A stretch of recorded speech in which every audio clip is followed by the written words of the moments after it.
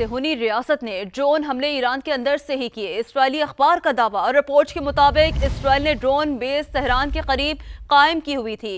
ایران کی ایٹمی تنصیبات پر حملوں کے لیے کئی سال منصوبہ بندی کی گئی۔ موساد کمانڈوز اور حساس آلات کو ایران اسمگل کیا گیا۔ اسرائیلی ڈیفنس فورس اور انٹیلیجنس ایجنسی موساد نے مشترکہ کارروائی کی ہے تو صہیونی ریاست نے ڈرون حملے ایران کے اندر سے ہی کیے۔ اسرائیلی اخبار کا یہ دعویٰ اہم دعویٰ بڑا دعویٰ سامنے آ رہا ہے۔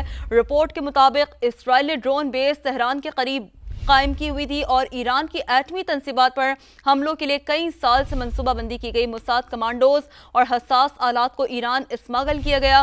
اسرائیلی ڈیفنس فورس اور انٹیلیجنس ایجنسی موساد نے مشترکہ کارروائی کی ہے تو صہیونی ریاست نے ڈرون حملے ایران کے اندر سے ہی کیے۔ اسرائیلی اخبار کا یہ بڑا دعویٰ سامنے آ رہا ہے۔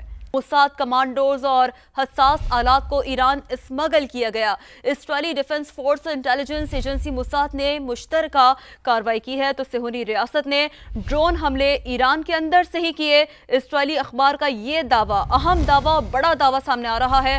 رپورٹ کے مطابق اسرائیل نے ڈرون بیس تہران کے قریب قائم کی ہوئی تھی اور ایران کی ایٹمی تنصیبات پر حملوں کے لیے کئی سال سے منصوبہ بندی کی گئی۔ موساد کمانڈوز اور حساس آلات کو ایران اسمگل کیا گیا۔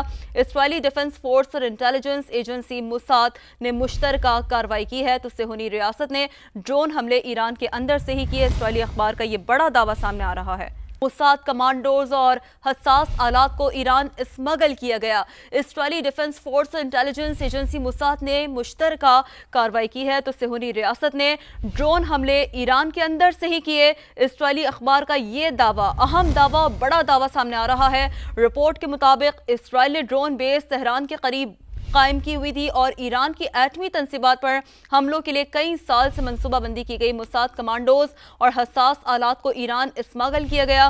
اسرائیلی ڈیفنس فورس اور انٹیلیجنس ایجنسی موساد نے مشترکہ کارروائی کی ہے تو صہیونی ریاست نے ڈرون حملے ایران کے اندر سے ہی کیے۔ اسرائیلی اخبار کا یہ بڑا دعویٰ سامنے آ رہا ہے۔